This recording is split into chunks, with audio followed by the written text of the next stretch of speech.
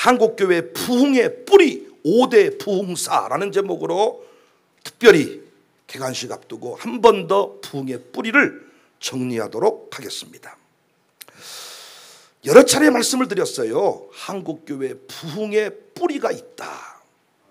모든 분야가 지금 다 뿌리를 찾고 그 뿌리를 다음 세대에게 연결시키는 작업을 하는데, 너무 안타깝게도 한국교회는 뿌리를 잊어버리고, 출신 성분 뿌리를 잊어버리고 뿌리를 속이고 어떤 부흥을 이야기하고 형통을 이야기하는 것 같아서 너무 마음이 아픕니다. 한국교회 부흥의 뿌리를 잊어버리면 안 돼요. 오늘 또 뭐라고 말씀했습니까? 말씀을 일러주고 너희를 인도하던 자들을 생각하고 그들의 믿음을 본받으라. 예수 그리스도는 어제나 오늘이나 영원토록 동일하시다. 여러분과 제가 이 5대 부흥사, 이 부흥의 뿌리를 절대 잊어버리지 말고, 여러분과 제가 살아있는 동안에 이 뿌리를 후대에게 부지런히 가르쳐서 한국교회가 아멘 크게 할 준비하세요. 촛대가 옮겨지는 일이 없기를 바랍니다. 여러분의 가문이, 저의 가문도, 저의 부친께서 1대 예수 믿어서 저한테 2대 풀을 주셨는데 2대 때 풀이 흐지부지 하다가 우리 두민이 은민이는 이렇게 비가 촉촉이 내리니까 홍어에다가 막걸리 한잔하러 가야 쓰겠다 먹고, 어젯밤에 막걸리를 세게 먹어가지고 속이 쓰리네 이래가지고 오늘 또 기도회가 뭔지도 모르고 어메 2시 돼버렸어요. 또 오후 4시 되면 또 출출해가지고 오늘은 소주를 한번 먹어볼까, 또 어메 속쓰려 죽겠어요. 뭐 켈포스 한번 줘봐라, 또 쭉 따라먹고, 또 새벽에 부인 교회 갔다 오면 이에 폈네야 어디 교회 갔다 왔냐, 교회 가서 살아버려라 이 썩을 거사 잡거사, 이러면 또 부인이 뭐 썩을 거, 너는 더 썩을 것이다. 둘이 싸우고 이러고 이혼하자 갈라서자. 그래 또 실제 이혼하고 또 갈라서고, 애들이 나는 지긋지긋한 이런 삶을 살지 않을 거야. 하나님 나를 죽여주세요. 엄마처럼 안 살아, 아버지처럼 안 살아. 그런데 인생이 참 재밌는 게, 엄마처럼 살기 싫은데 왜 고르고 고른 놈이 아버지 같은 놈이야? 이게 딸의 인생이야. 인생의 어떤 악순환이 계속되는 것을 봅니다. 그러니까 제가 할 일이 뭐예요? 불을 끄지 않는 거예요. 인도하던 자들을 생각하고 믿음을 본받으라. 여러분과 제가 부흥하고 싶거든. 이 선조들의 뿌리의 신앙을 잊어버리지 말고, 오늘 또 이 모임이 귀한 것은 그 뿌리를 알고 움직이는 자들이 있다는 거예요. 뿌리를 모르고 사니까 인생이 가벼워. 콩가루 집안, 배지밀 집안 들어봤습니까? 뿌리가 없어. 출신 성분이 애매모호해. 그 인생들은 자기 마음대로 살더라고. 그런데 아버지가 동네에서 이장이라도 하는 사람은요, 담배를 피워도 이웃 동네 가서 피지 그 동네에서는 안 핀다니까요. 아버지 명예에 누가 될까 봐서. 그런 거 잘 모르십니까?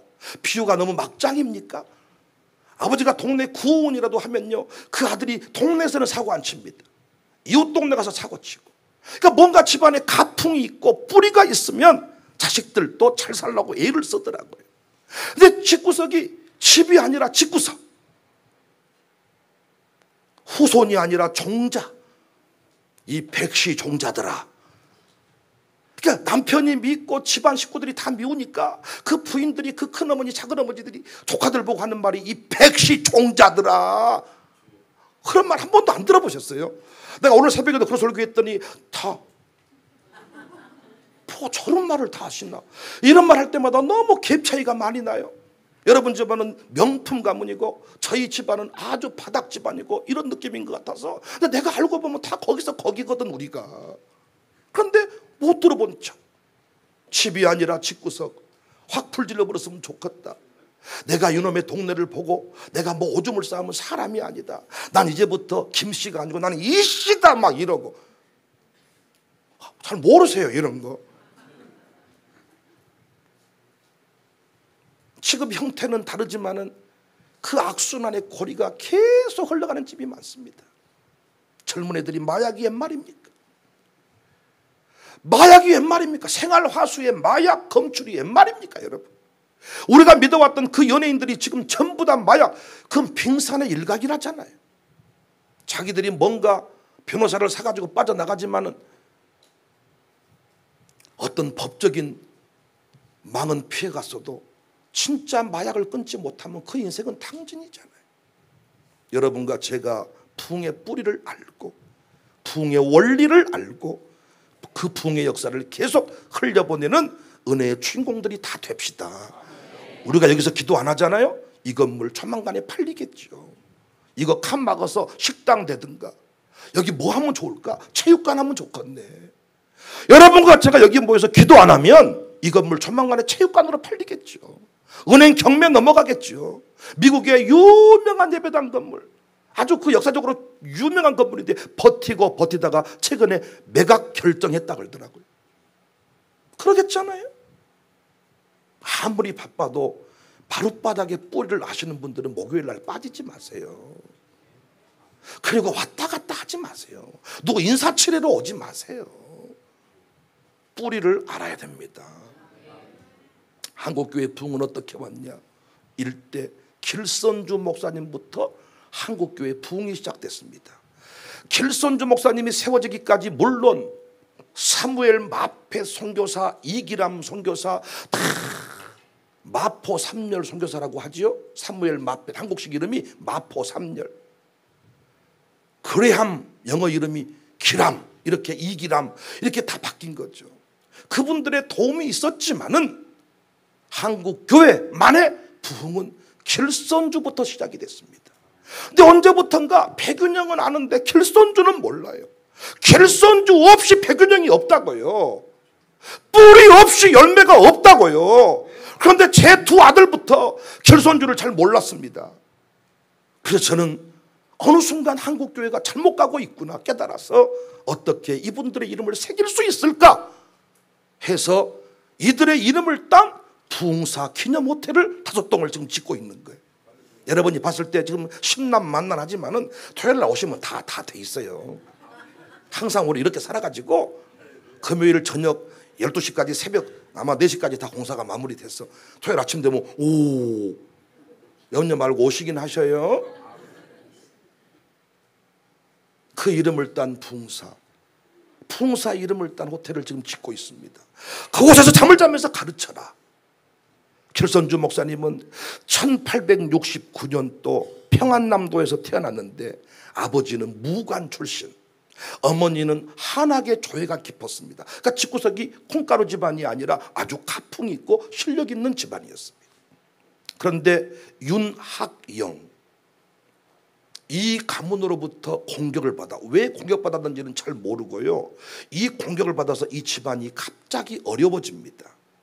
그리고 이사를 가게 되었고, 이때 이 집안이 공격을 받으면서 길선주 목사님이 폭력의 어떤 피해자가 되는데, 이런 문제로 인해서 집안이 갑자기 행복했던 집안이, 평안했던 집안이 어떤 풍파가 밀어닥칩니다.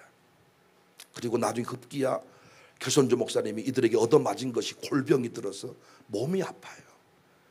약도 없던 시절이라 어떻게 여러 가지 치료의 방도를 찾아보지만 없어가지고 나중에는 시름시름 금방 죽게 생겨서 인생을 포기하고 누워있는데 그의 부인이 이렇게 죽을 거냐고 소리를 지르니까 이 길선주 목사님이 용학사라고 하는 절에 가서 요양, 그러니까 길선주 목사님이 이런 어떤 그 가정의 풍파를 당하면서 세상에 어떤 조금 분노를 갖습니다. 조금 뭔가 세상에 대한 불만을 갖습니다. 그래서 그냥 나는 자연인이다 해버리고 싶었는데 아버지 어머니를 모셔야 된다는 이런 부담이 있어가지고 길 목사님이 장사를 시작합니다. 장사라고 여러분들 뭐 동네 전빵 같은 거 하나 시작을 했는데 재밌는 건 뭔 줄 아세요? 형님이 베스트 고객이 되는 것이 아니라 외상을 갖다 먹기 시작하는데 갑질을 하나 돈을, 그래서 형님이 외상 갖다 먹고 또 길선주 목사님이 내가 보니까 어서 오십시오 사랑합니다 이런 사람이 아니에요. 제가 여러 가지 기록을 참조해 보니까 사람이 상당히 우울질 그런 기질, 혼자 놀기를 좋아하고 사람들과 막 어울리기보다는 혼자 어떤 도를, 어떤 그 자연의 그 심리를 그 깨닫는 그런 쪽의 사람이에요. 그러니까 장사가 망했습니다. 하는 일마다 되는 게 없어. 그래서 아예 이제 내가 도인이 되겠다고, 이제는 아예 진짜 도닦으로 요학사에 들어가 가지고 요양을 하는데 더 병세가 안 좋아져요. 집에 돌아와서 어떻게 조금 회복이 됐지만 아예 이제는 도인 되겠다고 길을 떠납니다. 그래서 옛날에 보면요, 도 닦겠다고 산속으로 들어간 사람들이 많이 있었어요. 있었다 그래 주세요. 시골에서도 있었다니까요. 절에 가서 도 닦는다고 막 이렇게. 그런데 정말로 도를 깊이 닦다 보니까 진짜로 삼령 추문을 외우게 되고 온갖 힘들을 다 불러들이고, 더 놀라운 것은 몸에 기력이 허하면 자기 몸 안에 기를 집어넣는 정도까지. 그래서 그 도통한 사람들끼리 서로 연결이 되고 통하게 됐습니다. 그럼에도 불구하고 계속해서 자기 마음속에 뭔가 허무함이 있고 영혼 세계에 대한 갈망이 끊어지지 않아. 당연하죠. 바닷물 먹는 시기지요. 도사라고 만나본 또 다른 도사가 있고, 만나본 또 다른 도사가 있고, 진정한 도사 예수님 만나야 다 풀리는 거지요. 아닙니까? 우리도 예수님 만나기 전에 끊임없는 어떤 그 갈증이 있잖아요. 그래서 이 갈망이 있는데, 재밌는 것은 같이 도 닦았을 때 만난 형님, 그 형님 이름이 김찬성, 잠깐만요, 김종섭이, 그 종섭이 형님이요, 갑자기요 마포 삼렬 선교사님 만나가지고 세례를 먼저 받아버려요. 완전히 열받아버립니다. 길손주 목사께서 이 김종섭이 형님을 이렇게 마포 삼렬 선교사랑 이렇게 서로 연결을 시켜주고 만나게 해줬는데요, 아니 어느 날 갑자기 자기한테 허락도 없이, 자기한테 어떤 그 의논 한마디 없이 마포 삼렬 선교사님한테 가서 세례를 받아버립니다. 열받아가지고 형님을 죽여버리겠다고 막 이 길도사께서 난리를 치다가 나중에 결국 이 종섭이 형님의 또 안내를 받아가지고 철로역정 전도지를 받아가지고 이 길손주께서 세례를 받습니다. 그 마포 삼렬 선교사님이 종섭이 형님 세례를 주었고, 우리 길손주 목사님은 이기람, 당시에 마포 삼렬 선교사를 돕기 위해서 그레함 이름을 가진 이기람 선교사가 왔는데 그 선교사님에게 세례를 받습니다. 근데 여러분, 길손주께서 이제 세례받고 예수를 믿게 됐는데요, 평양 장대영교회 영수가 됩니다. 오늘날로 말하면 장로지요. 장로 시절에 이가 얼마나 영적 통찰력을 가졌는지 선교사님이 한국교회 자립정책에 관해서 길손주 영수랑 의논을 합니다. 그리고 상당히 많은 부분들을 길손주 이 영수의 도움을 받고 그에게 위임을 합니다. 재밌는 것은 다 생략해버려, 다 설명할 수 없고요. 1906년부터 이제 박칠옥 장로님과 이 길손주 영수가요 처음으로 공식적인 새벽 예배를 시작합니다. 1906년에 새벽기도. 그러니까 원래 개인 새벽기도는 오랫동안 했고 공식적으로 평양 장대영교회에서 새벽기도를 합니다. 한 게 1906년이야. 근데 1906년 8월 달에 하하디 선교사를 초청해서 부흥회를 합니다. 그리고 그 부흥회 끝나고 서울로 내려가서 선교사 연회를 갖고 존 스턴 박사였는데, 그 끝나고 다시 장대영교로 올라와 설교를 하면서 당시에 웨일즈 지역의 부흥운동을 얘기합니다. 그러면서요, 우리나라 이 조선의 부흥을 책임질 사람이 있습니까? 한번 손을 들어보십시오. 그랬더니 이 길손주 영수가 성령의 강력한 감동이 있어가지고 저요! 라고 손을 들어요. 이때 선교사님이 그를 축복합니다. 이때부터 하나님이 길손주를 쓰시기 시작하는데요, 우리는 평양 대부흥운동 그러면 하하디 선교사만 기억하는데 그게 아닙니다. 하하디 선교사의 부흥회를 통하여 길손주에게 기름 부으심이 있었고, 길손주 목사가 1907년 우리나라 최초 자체 선교사님들과 신년 부흥회를 인도하는데 그 최초 1호 강사가 길손주 목사님 이길선주 장로입니다. 이 1907년 1월 달에 이때 부흥의 불길이 2월 달에 서울 집회로 그 다음에 압록강 집회로 쭉 이어져 가지고 1907년 우리가 알고 있는 그 대부흥운동이 일어난 거예요. 이 영수 시절에 평양장대영교회 2000석 넘는 예배당을 건축하고 자립정책을 세우고 여성들의 인권을 강조하고 예수학당을 설립하고 그가 한 일이 너무 많습니다. 그런데 그런 신학을 제대로 공부한 적이 없어요. 기껏해야 평양신학교 1회 입학생, 1회 졸업생.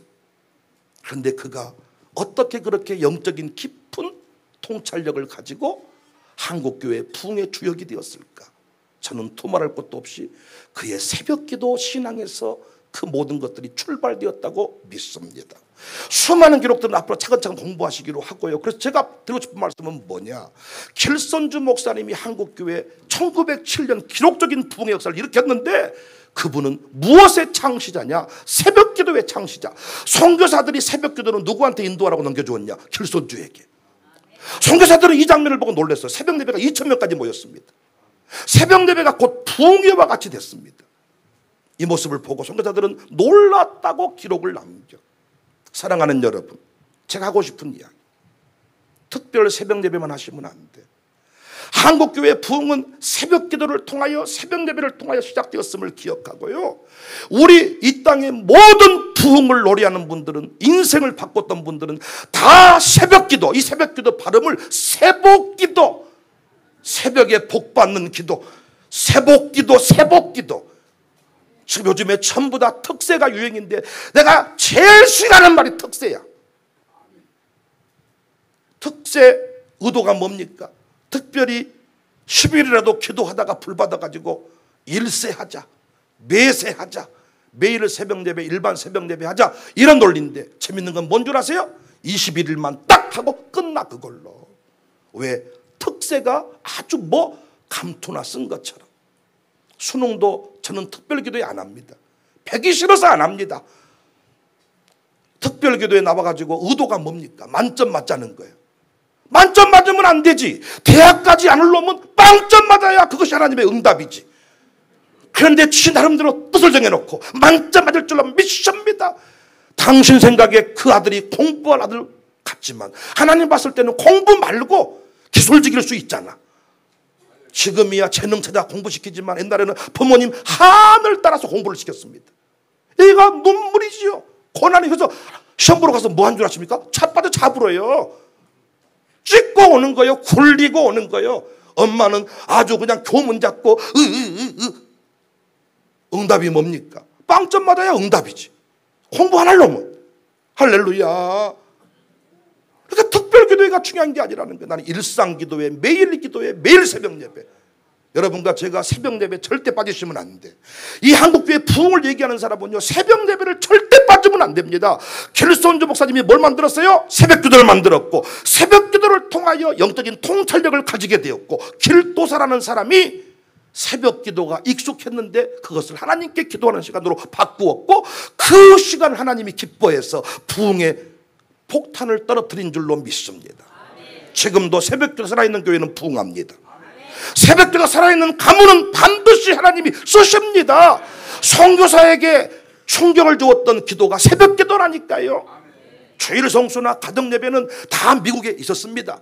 선교사들이 다 했습니다. 그러나 새벽기도는 길선주 목사님을 중심으로 이루어진 한국교회 특별한 하나님의 은혜였습니다. 그래서 지금까지 한국교회는요, 새벽 기도를 없앤 적이 없어요. 근데 지금은 너무 마음 아프게 부흥을 얘기하면서 새벽 기도를 다 없애버렸습니다. 새벽 4시에 들어 새벽 예배를 5시로 옮겼고, 아예 이제 5시 반으로 옮겼고, 6시로 옮겼고, 이건 아침 기도지. 6시에 해보니까요, 30분 예배 더 이상 못 드립니다. 출근 시간들 바빠서. 안 드리기는 뭐하고 차츰차츰 약화되고 있는 겁니다. 1000명 모인 교회 조사해 보면요, 100명을 채 못 넘어갑니다. 100명 죽고 나면 교회는 체육관으로 팔릴 겁니다. 유럽이 그 일을, 미국이 그 일을 우리에게 잘 보여주고 있습니다. 그래서 우리의 복은, 우리의 승리는 어디에서 끝났냐? 세복에서 세복. 성도가 10명, 1명, 5명밖에 없어도 목사님들 변함없이 정한 시간에 일어나서 성도 있으면 설교하시고 없으면 혼자 기도하는 시간들을 변함없이 한국교회 뿌리라 기억하고 그 길을 걸어갈 때 다시 부흥케 될 줄로 믿습니다. 켈손조 목사님이 잊으면 안 돼. 하디 선교사님이 아니야.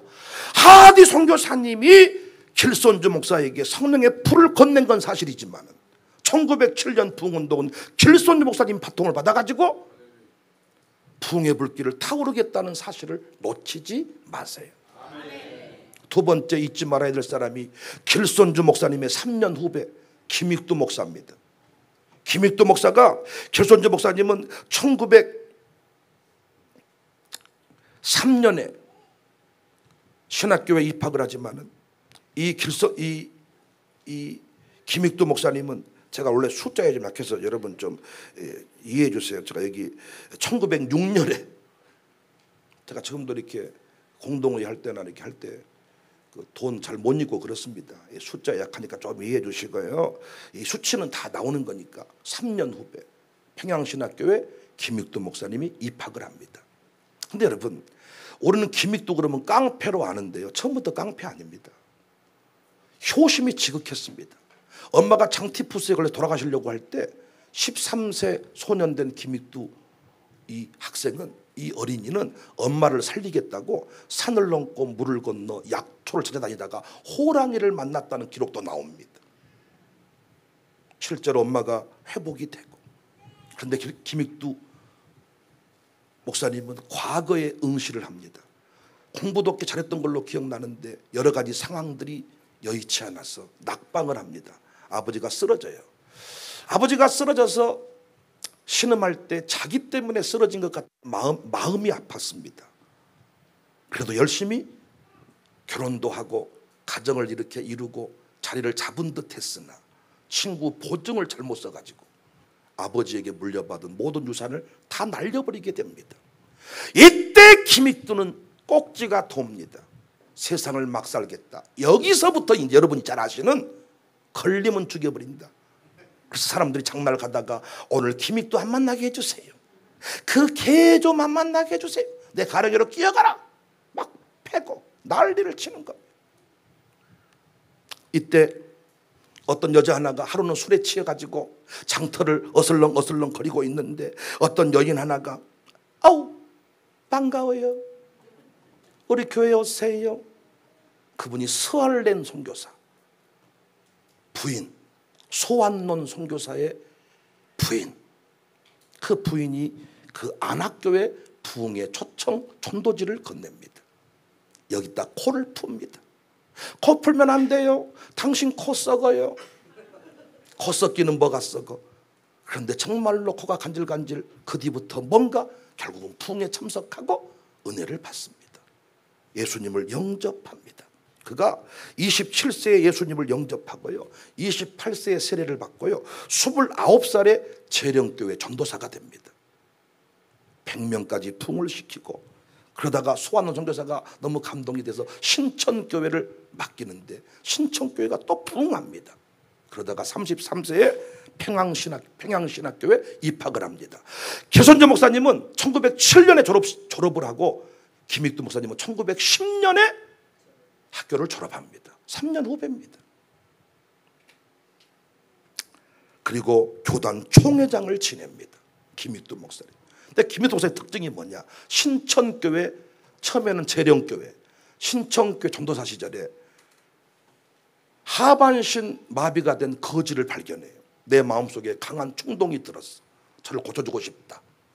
그래가지고 불같은 마음이 일어나서 나사렛 예수 이름으로 명하노니 일어나 걸을지어다. 안 일어나. 한쪽으로 데려가서 또 명하노니 일어나 걸을지어다. 존말할 때 너 일어나라. 일어나라 이 새끼야. 안 일어나. 너무 쪽팔려가지고 7일 동안 물 한 모금 마시지 않고 예수님의 이름으로 일어나 걸을지어다. 일어나야지. 왜 안 일어납니까? 식음을 전폐하고 기도해서 드디어 신유의 능력을 받습니다. 그래가지고 이 김익두 목사님은 그때부터 한국교회 아주, 이 길손주 목사님은 좀 말씀 사역자라고 한다면 김익두 목사님은 신유 사역자. 이래가지고 불가사의한 역사들이라면서 일반 이 모든 언론들이 보도하기 시작합니다. 저는 김익두 목사님을 통해서 깨닫는 게 뭐냐, 하나님께서 불같은 은사를 줬지만은 은사파로 흘러가지 않았습니다. 김익두 목사님은 변함없이 새벽 기도를 지켰고 변함없이 말씀 중심의 사역을 해서 그는 끝까지 이상한 이단 사이비종파가 되지 않고 한국교회 정통 뿌리로서 김익두 목사님이 자리를 유지한다고요.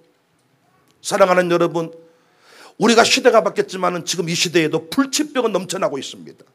지금요, 많은 사람들이 큰소리 치지만 병원 가서 고치지 못한 병이 너무너무 많습니다. 우울증도 마찬가지, 조울증도 마찬가지, 온갖 혈압, 당뇨 못 고칩니다, 이거. 그런데 이 시대에도 우리는 예수 그리스도의 이름으로 치유를 받을 수 있고 새로워질 수 있는데 언제부턴가 이런 신앙들이 사라진 것 같습니다. 그래서 다시 김익두 목사님의 그 신유의 역사가, 그 강력한 그 불의 역사가, 김익두 목사님이 총회장을 지내셨고 학교도 유치원도 세우셨습니다. 어찌 그때 그 당시에 학교를 세워, 어떻게 유치원을 세워? 선조들이 했던 일은 뭐냐, 붕의 불길이 타오르면 다음 세대를 생각하고 그들을 위한 학교를 세우고 그들의 교육을 책임을 졌다고요. 여러분과 제가 다음 세대를 생각하지 아니하면 한국교회의 미래는 없습니다. 김익두 목사님 방에서 나는 잠을 자면서 나는 기도하라는 거예요. 김익두 목사님 호텔에 잠을 자면서, 하나님, 김익두 목사님은 세계의 신유의 종인데 오늘 이분 기념한 호텔에 왔습니다. 오늘 내가 손을 얹어 내 아들 딸 위해 기도하오니 주여 치료하여 주옵소서. 한국교회가 다시 이 치료의 역사가, 회복의 역사가 다시 이 강력한 붕의 때마다, 이런 기도회 때마다 안전병이가 일어나고 의학적으로 안 되는 그 모든 질병들이 치료받는 일들이 우리 가운데 다시 일어나야 된다는 것입니다. 그 역사가 이루어지기를 바랍니다. 노래 한번 하실까요? 주여 나의 병든 몸을 지금 고쳐 주세요.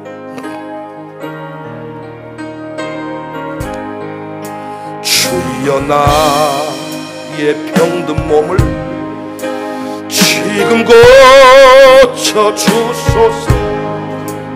모든 병을 고쳐주마 주 약속하셨네.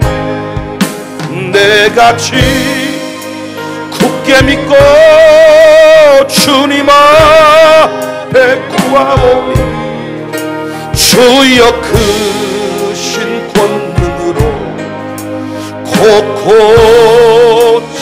한 번 더 주여 나의, 주여 나. 지금 오늘 주님이 오늘 치료하십니다. 김익두 목사님의 말씀을 들으면서 그 역사를 일으켜 주십니다. 주 약속하셨네. 내가 지금 굳게 믿고 주님 앞에 구하오니 주여 크신 권능으로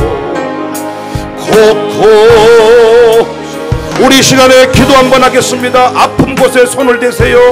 가족 아픈 곳에 손을 대세요. 특별히 아픈 곳이 없는 분은 머리나 가슴에 손을 대세요. 김익두 목사님을 성령의 능력의 종으로 사용했던 것처럼 오늘 이 자리에도 종을 사용하실 줄로 믿습니다. 오늘 또 이 자리에서 질병 치유의 역사는 일어납니다. 불치병들이 떠나갑니다.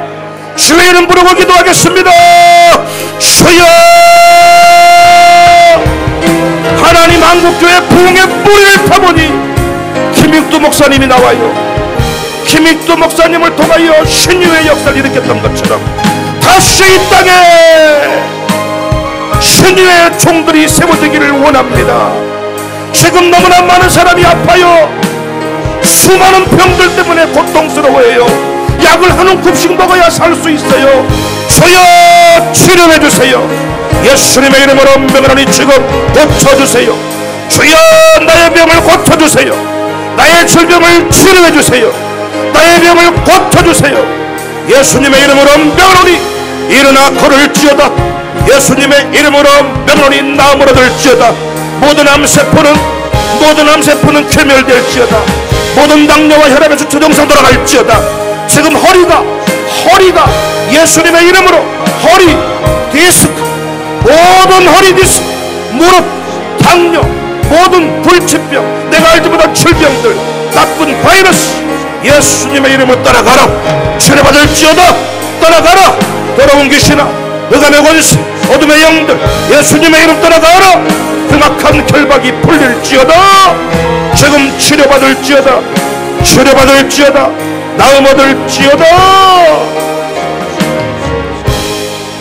감사합니다. 예수님의 이름으로 기도합니다. 아멘. 길손주 목사님 이후에 성령께서 공식적으로 한국교회 대표주자로 쓰신 분이 김익두 목사님이세요. 총회장까지 지내셨다니까요. 한국교회를 대표하는 부흥사셨다니까요. 근데 김익두 목사님이 학교를 세웠다 그랬죠.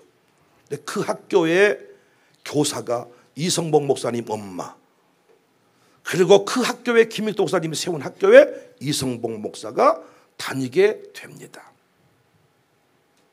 이성복 목사님은 어렸을 때부터 신앙생활을 했어요. 모태신앙이라 할 만큼 6살 때 엄마가 예수를 믿었습니다.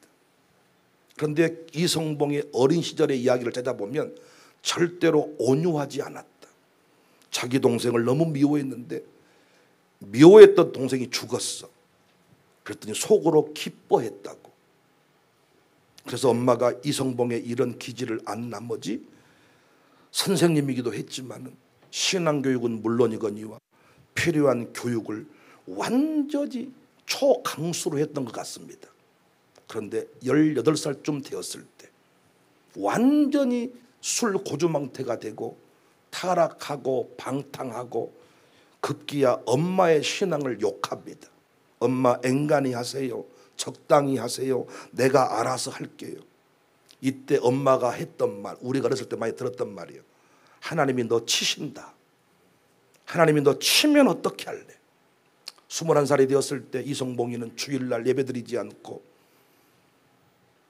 과일을 판 돈으로 술을 몽땅 먹고 길을 걸어가는데 갑자기 넓적다리 쪽에 통증이 오기 시작하는데 움직일 수가 없어요. 리어카에 실려서 집으로 왔고 그렇게 3년 동안을 누워 있습니다. 별의별 약을 다 쓰고 별짓거리를 다 해도 낫지 않습니다.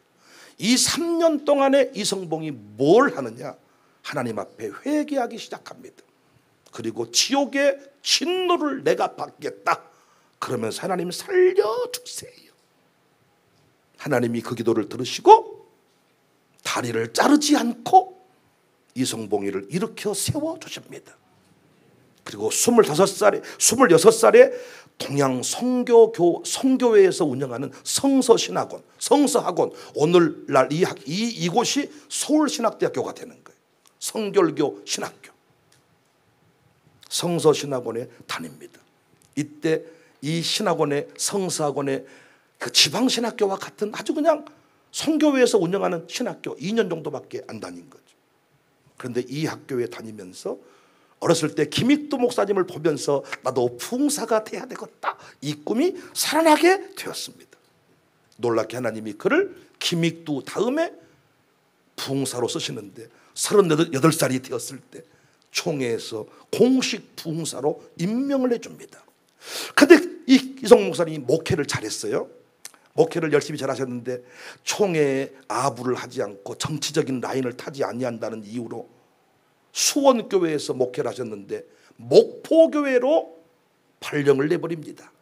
그 목포교회로 와서 누구를 세웠냐? 문중경을 세워가지고 초천서를 써서 이 성서학원에 입학을 시킨다고 해요. 여기서 이성복 목사님이 문중경의 멘토로 6년쯤 목회하시다가 신우주로 올라가서 거기에서 1000명 넘게 목회를 합니다. 그리고 총회 부흥사로 임명을 받았는데요, 이 이성복 목사님이 비로소 한국교회 대표. 그래서 김익도 목사님은 국내에서 활동을 했다면 이성복 목사님 때부터 해외 집회가 터지기 시작합니다. 그리고 희년 대성회, 한국교회 교회사 50주년을 맞아가지고 희년 대성회를 여는데 이때부터 일천교회 운동을 벌입니다.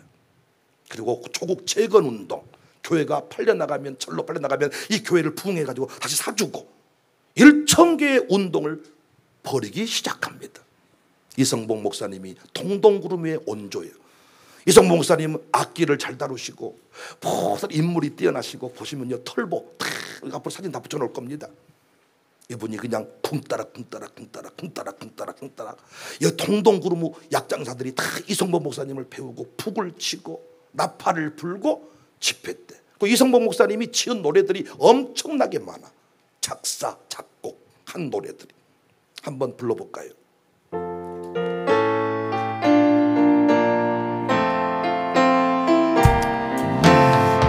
아름답다 예수여 나의 좋은 집, 날 위하여 죽은가, 날 위하여 사셨네.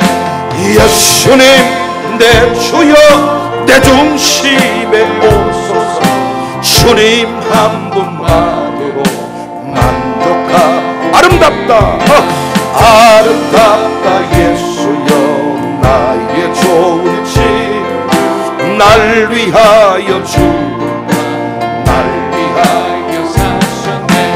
예수님 내 주여 내 중심에 오소서. 주님 한 분만으로 만족하옵니다. 그러니까 이성복 목사님의 집회는 항상 잔치집과 같았습니다. 저는 꿈꿉니다. 우리 다음 세대 가운데에서 이렇게 세계적으로 쓰임받는 종들이 세워지기를 주의 이름으로 축복합니다. 이성복 목사님을 통해서 하나님이 참 위대한 일들을 하셨습니다.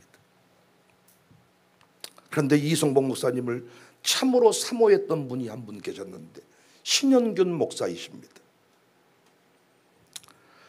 이성복 목사님 이후에 한국교회를 대표할 만한 성령의 불을 가지고 역사를 주도한 종들이 나오지를 않았어요. 그런데 이 신영균 목사님이 그 파통을 이어봤습니다. 신영균 목사님도 그 청소년기 때 방황을 좀 했는데요. 그 엄마가 기도할 때마다 뭐라고 기도했냐. 우리 형균이가 이성복 목사님 같은 세계적인 종이 되게 해달라. 여러분의 기도가 우리 아들 딸들을 그렇게 세울 줄로 믿습니다. 나는 이 마룻바닥 기도회가 그런 위력이 있다고 믿어요. 제가 우리 교회도 보니까요, 마룻바닥을 그렇게 얘기해도 가슴 절절함이 별로 없어. 마룻바닥에서 뭔가 세워졌다는 그 감동의 스토리가 없는 사람들은. 근데 이 신영균 엄마가 형균이를 위해서 그렇게 기도를 했는데 신영균 목사님이 정말 위대한 풍사가 됩니다. 그리고 정말 이성복 목사님과 함께 집회를 인도하고 이성복 목사님이 돌아가실 때 그의 반지를 끝내주면서 네가 나의 후계자다. 그러면서 보세요. 이성복 목사님 때까지는 한국교회 기껏해야 일천교회 운동. 그런데 신영균 목사님 이 시대에 와가지고 1천만 성도 시대가 열리고 애국인들 도움 없이 순수하게 한국 교인들만 100만 명 모이는 집회들을 777888 열기 시작합니다. 놀라운 건 뭔 줄 아세요? 이성복 목사님의 후손들이 누구냐? 한국 도자기. 수안보 호텔에 가보시면 한국 도자기사에서 그 손장가가 한국 도자기. 근데 그분도 지금 장모님 되셔가지고 엄청 나이가 많이 드셨다 그래요. 근데 거기 보면 성봉채풀이 있어요. 성봉채풀. 그런데 수안보 그 호텔이 경영난에 허덕여가지고 그 호텔이 지금 팔린다 그러더라고요. 그래서 성봉채풀만 따로 떼서 팔아라. 성결교단에서 이렇게 얘기를 하는데 그게 잘 안 이루어지고 있다 그래요. 그러니까 마지막 지금 이성복 목사님의 후대들이 지금 가고 있는 거고요. 신용균 목사님 후대들이 이남 이년대, 나는 이분들의 역사가 궁금했습니다. 그런데 이번에 호텔을 짓는다는 신문 광고가 나갔는데요, 이야, 신용균 목사님의 둘째 아드님이 연락이 왔어. 신광준 목사님이시라고. 목사님 너무 반갑습니다. 그러면서요, 아버지의 유품이 우리 창고에 저장돼 있는데 이걸 어디다가 전시하고 누구에게 건넬까를 자기 식구들이 고민하고 있었는데 드디어 우리가 그 장소를, 그 주인공을 찾았습니다. 그래가지고 신용균 목사님 관련된 유품이 한 차가 우리 교회로 왔습니다. 이번 토요일 날 오시면 신용균 목사님에 관한 이 전시회가 이쪽에서 열릴 건데요, 상당히 중요한 것들을 많이 보시게 될 겁니다. 그 목사님이 이래요. 아무도 모르게 조용히 행사에 참여하고 올라 그랬는데 아버지의 유품을 전달하려고 하다 보니까 연락을 하게 됐대요. 그러니까 이 신영균 목사님께서요, 정말 경이로운 부흥을 일으키셨는데 그 다음 주자가, 그 다음 세대가 보이지를 않는 거예요.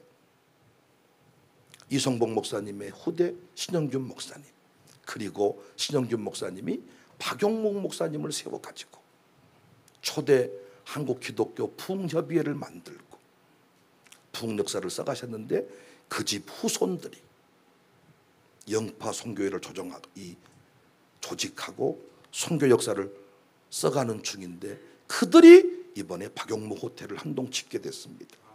근데 박용목 목사님에게서 배울 게 뭐냐? 후손들이 강성하게 됐어요. 난 1대를 지나고 2대를 지나고 3대에 이르게 됐을 때 하나님이 복의 복을 주신다.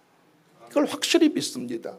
그러니까 이 5분의 이름을 우리가 절대로 잊어버리면 안 되는 게 뭐냐? 한국교회 부흥사경이라는 말을 박용목 목사님이 처음 만들어낸 거예요.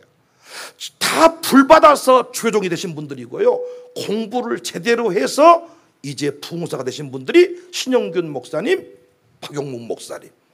박용목 목사님 때부터 사경회가 만들어지고 성경 공부가 만들어지고 신영균 목사님 때 꽃을 피우게 됐습니다. 제가 하고 싶은 얘기는 하나입니다. 신영균 목사님의 다음 주자가 없습니다. 부흥사들이 지금 많이 있지만은 다 그들은 개교회 부흥회 하다 끝났습니다.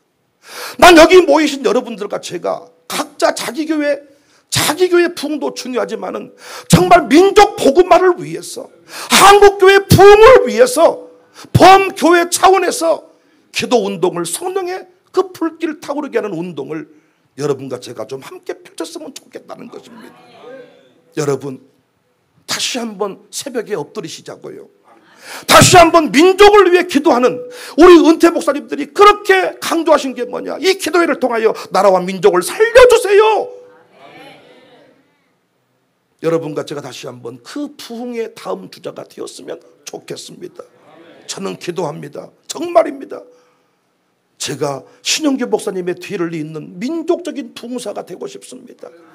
하나님 우리 교회를 그렇게 한번 좀 사용해 주십시오.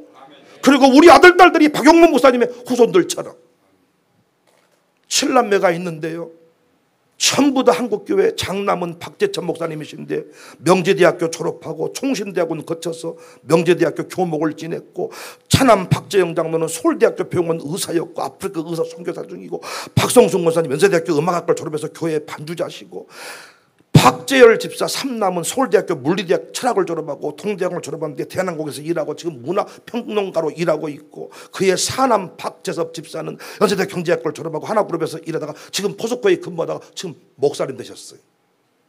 쌍둥이 두 아들 박상은 장로, 박상진 교수. 박상은 장로 쌍둥이인데 박상진 교수가 안양 샘병원 의사이셨고 미션 원장이셨는데 그분이 우리 교회랑 연결해서 아버지 호텔을 지었는데 이번 주 토요일 날 와서 가장 기뻐하고 우리가 함께 영광을 누리려고 했는데 지난주에 베트남 가셔가지고 소천하신 거야, 그분이.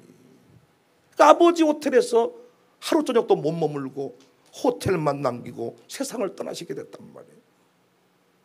후손들이 그 박재천 목사님이 와서 축도하실 거고, 이제 그 쌍둥이 형을 대신해서 박상진 목사님 와서 축사를 하실 거고, 이번에 신영교 목사님 둘째 아드님 신광준 목사님 와서 또 축사를 하실 거고, 그분들이 평생 꿈꾸었던 것이 다시 한국교회 붕의 불길이 타오르는 것이었습니다. 그런데 광주에서 신기한 일이 벌어졌는데, 이 마룻바닥 기도회라고 하는 것이 펼쳐져 가지고 청사교회 교인뿐만 아니라 오늘 또 강진에서까지 서울에서까지 전국에서 몰려드는 특별한 기도회가 되었습니다. 이것이 우연한 일이 아니다고요. 그래서 누군가가 시를 써서 보냈는데, 청사교회에서 일어난 마룻바닥 기도회를 우연한 일로 보면 안 된다. 이 필요 적절한 때에 마룻바닥 기도회가 만들어진 하나님의 특별한 섭리이다. 그러니까 이 자리에 나오셔가지고 졸지 마시라고요.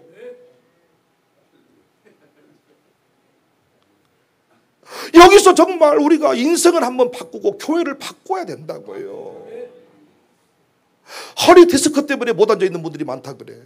지금 보니까 방석 깔고 앉기로 했는데요, 전부 다 이제 의자 그 뒤에 기댄 거 이제 이렇게 갖다 놨는데, 점점 기대기 시작, 발 뻗고 점점 놓다가 이제 곧 있으면 이제 그 라꾸라꾸 침대 갖다 달라고 하게 생겼어. 그 다음에 결론이 뭐냐, 다시 의자로 올라갑시다.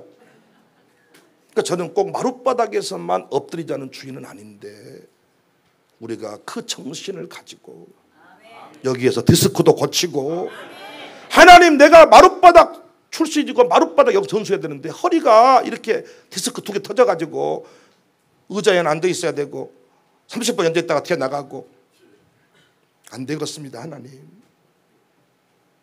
고쳐주십시오. 그래서 그 마룻바닥, 이 5대 부흥사는 전부 다 마룻바닥 출신들입니다. 마룻바닥에서 엎드려 여의도 집회를 해도 마룻바닥에 엎드려서 부르짖어 기도했습니다. 여러분과 제가 오늘 허리 아프면 일어날 수는 있겠지만은 그 정신을 기억하고 이 5대 부흥사의 그 뿌리를 살려서 다시 한번 부흥의 불길을 타오르게 하는 통로로 한번 살아봅시다.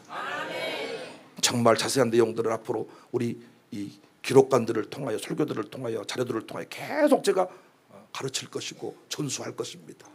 문제는 이 길을 걸어가는 다음 주자가 여러분과 저라는 것. 특별기도회 말고 일반 새벽 예배, 매주 샬롬 마룻바닥 기도회, 마룻바닥 영성 체험관 살려낼 수 있기를 바랍니다. 우리에게 한계가 있어 십자가 재단에 나아가 우리 모든 죄를 씻어버리고 환상의 생활을 보내자. 하늘에 불러서 이제 난 태워주옵소서. 엘리야의 때와 같이 지금도 올가을까지 되옵소서. 무너진 죄단을 다시 쌓고서 기도의 향불을 올리자. 제사장의 큰 사명을 위하여 기도의 전력을 바치자.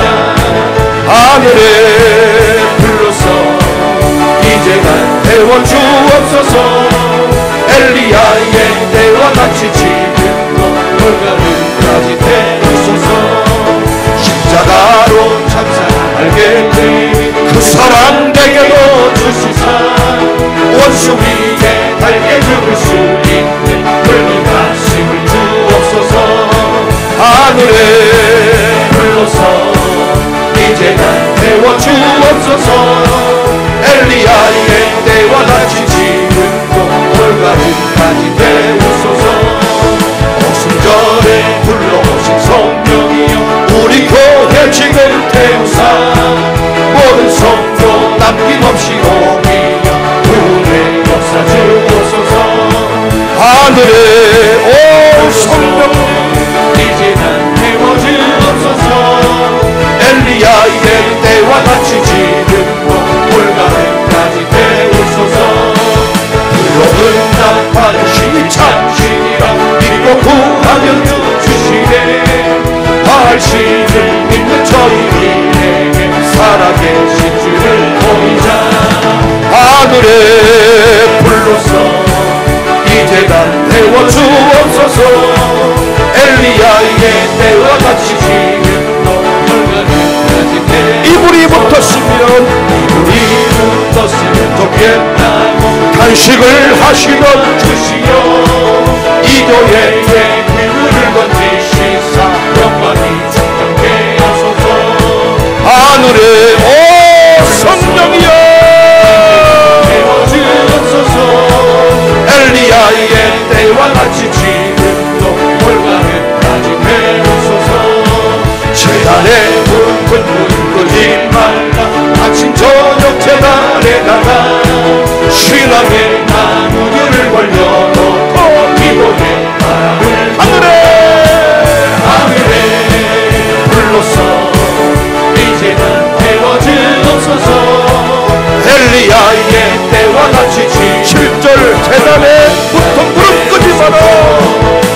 재단에 붙은 불 끄지 말라.